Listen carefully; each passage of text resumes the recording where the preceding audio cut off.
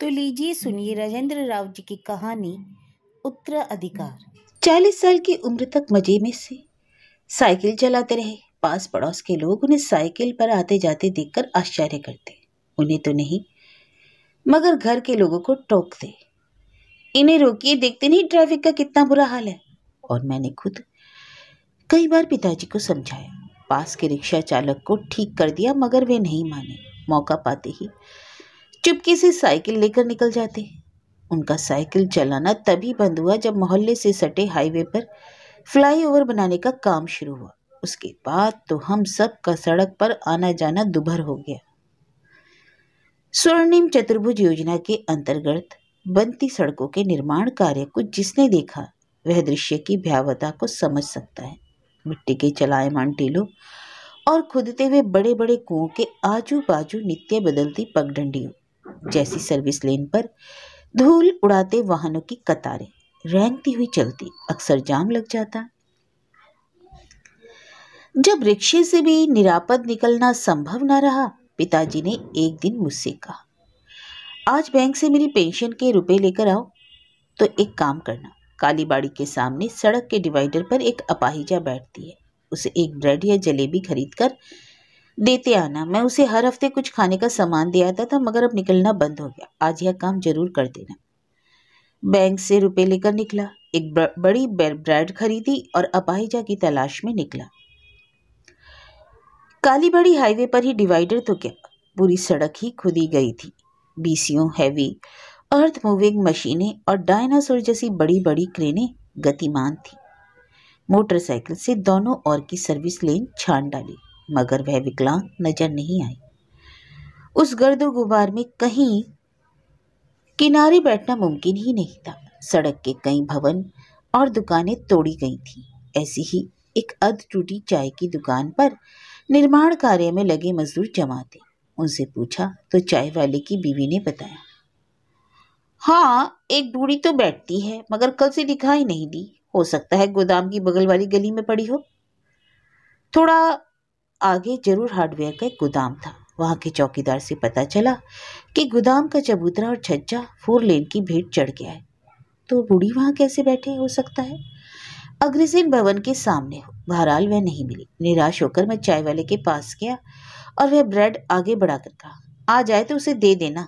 उसने सिर हिलाकर कहा, उसका कोई भरोसा नहीं, नहीं आई तो उस ब्रेड का क्या करूंगा?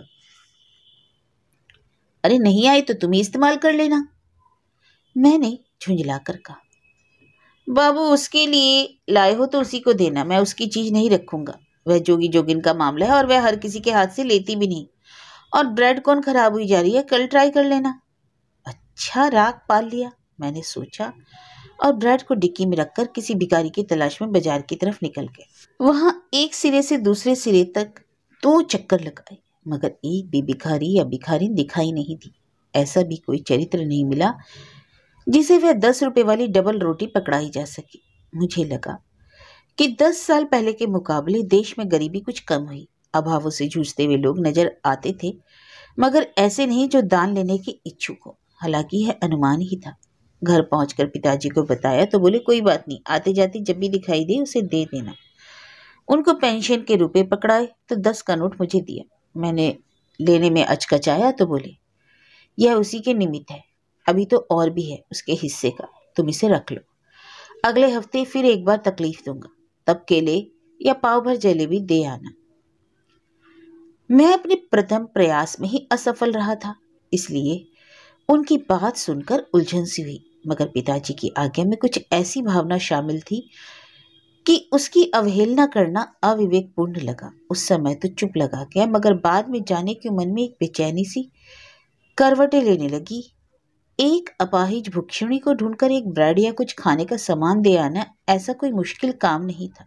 ठीक है, उस समय नहीं मिली, इसका मतलब यह तो नहीं कि वह कभी नहीं मिलेगी। वह छुट्टी का दिन था।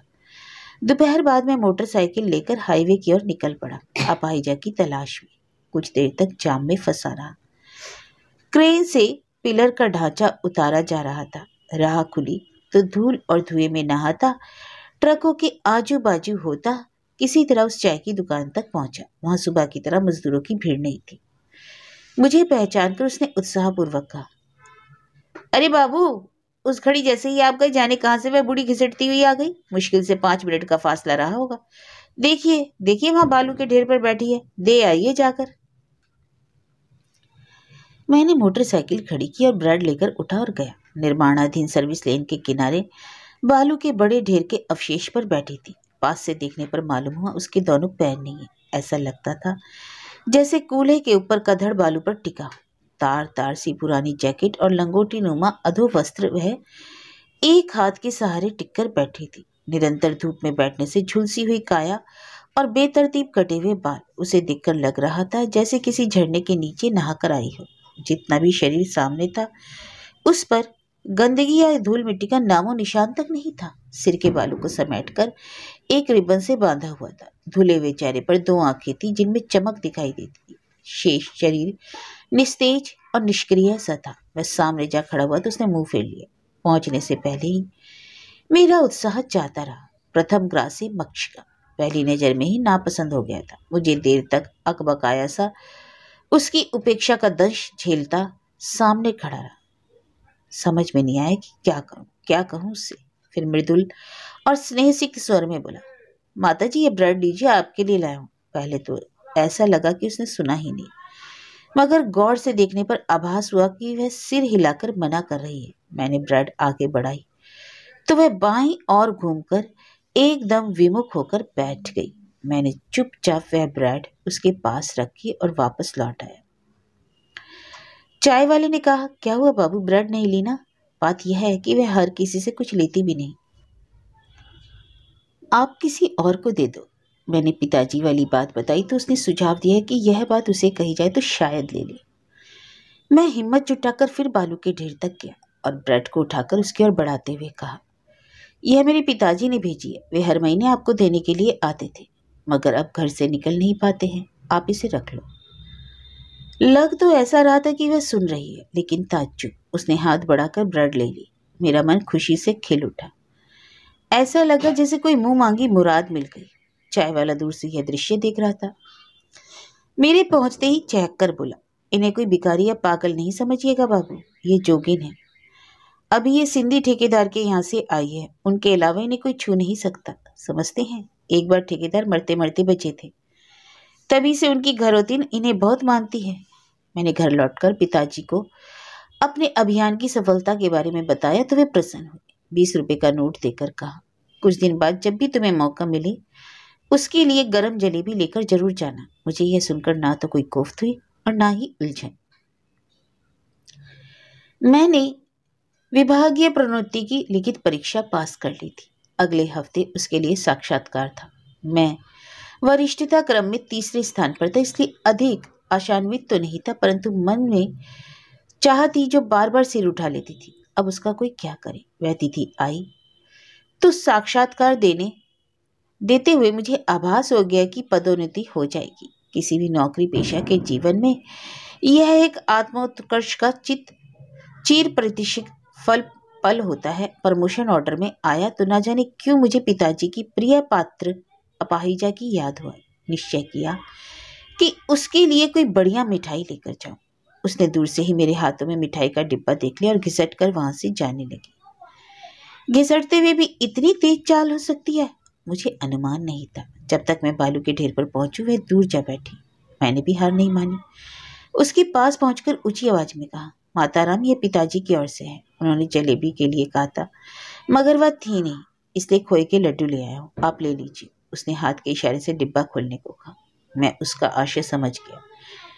डिब्बा खोलकर 2 लड्डू निकाले, उसकी ओर बढ़ाए। उसने बगैर हील हुज्जत के ले लिए। उसके बाद मैं अपनी ओर से कुछ लेकर कभी नहीं गया। जब भी पिताजी कहते और 10 या 20 का नोट पकड़ाते तो मैं निर्देशानुसार ब्रेड के लिए जलेबी ले जाता। उसने भी कभी लेने में आनाकानी नहीं की। बस एक ही दिक्कत होती थी कि उसे खोजना, क्योंकि वह अपना ठिया बदलती रहती थी। हाईवे पर फ्लाईओवर के पिलर बनते जा रहे थे। उन पर कंक्रीट के भारी भरकम स्लैब रखे जाते थे। कुछ पता नहीं चलता था कि कब ट्रैफिक रुक जाए। ऐसे में उसे ढूंढना, फिर खाद्य सामग्री लेकर उस तक पहुंचाना कभी कभी दुष्कर हो जाता। 1-2 बार तो दुर्घटना होते होते बची। ट्रक वाले ने फुर्ती से ब्रेक मार दिया, नहीं तो जो भी हुई मुझ पर एक धुन सवार हो गई थी, जैसे भी हो उसको कुछ देकर आने की। अब वह मुझे पहचानने तो लगी थी, मगर सामने देखकर कभी मुस्कुराई नहीं। अक्सर उसके चेहरे पर कठोरता का भाव रहता। कभी कभी वह किसी तेज रफ्तार वाहन की चपेट में आकर घायल हो जाती तो उसका हाल देखकर मन दुखी हो जाता। अक्सर उसके कटे हुए पैरों के ठूंठ से ज्यादा घिसटने के कारण खून रिसा करता, तो कभी वह एकदम साफ सुथरी, नहाई धोई और शांत नजर आती। उसका गणित में सीख गया था। ब्रेड हो तो छोटी, केले हो तो 2-3 से ज्यादा नहीं, और जलेबी हो तो 100 ग्राम, लड्डू हो तो सिर्फ 2। पैसे तो वह किसी हालत में नहीं लेती थी। धीरे धीरे फ्लाईओवर आकार ग्रहण कर रहा था। अपाहिजा को बैठने के लिए साफ सुथरा कोना मिल गया, ऊपर स्लैब की छाया भी। वह मेरी जिंदगी में एक अहम स्थान बना बैठी थी। आते जाते मैं उसकी सुध लिया करता।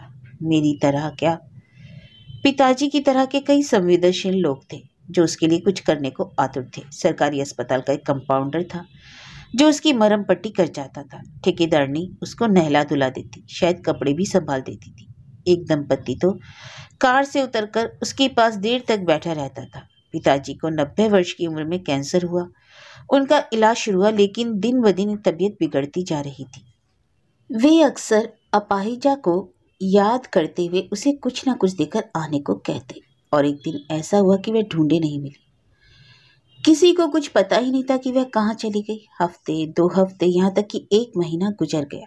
मैंने उसकी तलाश से निराश होकर पिताजी को बताया तो वे चुप रहे। उसके बाद उन्होंने उसके बारे में कभी बात नहीं की, और एक दिन ऐसा आया कि उन्हें अस्पताल ले जाना पड़ा। वहाँ डॉक्टर ने काफ़ी जदोजहद की। आईसीयू में 5-6 दिन वेंटिलेटर के सहारे रहे। फिर महाप्रयाण पर गए। पिताजी के जाने के 2 महीने बाद हाईवे से गुजरते हुए वह सहसा दिखाई दी। सड़क के किनारे चिलचिलाती धूप में 2 ईंटों के आसन पर वह बैठी थी। मुझे करंट सा झटका लगा। तुरंत मोटरसाइकिल वापस घुमाई और बाजार से जलेबियां लेकर उसके करीब पहुंचा। वह आंखें ऊपर उठाए मानो शून्य में ताक रही थी। उसे मेरे आने का एहसास हुआ होगा, मगर उसने जाहिर नहीं किया, मेरी ओर देखा तक नहीं। मैं उसकी बेरुखी से बेपरवाह कुछ देर यूं ही खड़ा रहा। पिताजी की याद मुझ पर शिद्दत से तारी थी। बोलने लगा तो गला भर आया। माताराम मेरे पिताजी नहीं रहे, वे हम सबको छोड़कर चले गए, तुम्हें भी। अब वे ना तो तुम्हारे लिए ब्रेड भेज सकेंगे ना जलेबी, मगर मैं हूं उनका बेटा। आज अपने मन से, अपने पैसे से तुम्हारे लिए कुछ लेकर आया हूं, इसे ले लो माँ। उसने चेहरा घुमाकर मुझे देखा। उसकी आंखों में जैसे करुणा समाई हुई थी। पहली बार उसके मुखमंडल पर छाई रहने वाली कठोरता विलुप्त लगी। उसने लेने के लिए अपना हाथ बढ़ाया तो बरबस मेरी आंखों से आंसू बहने लगे।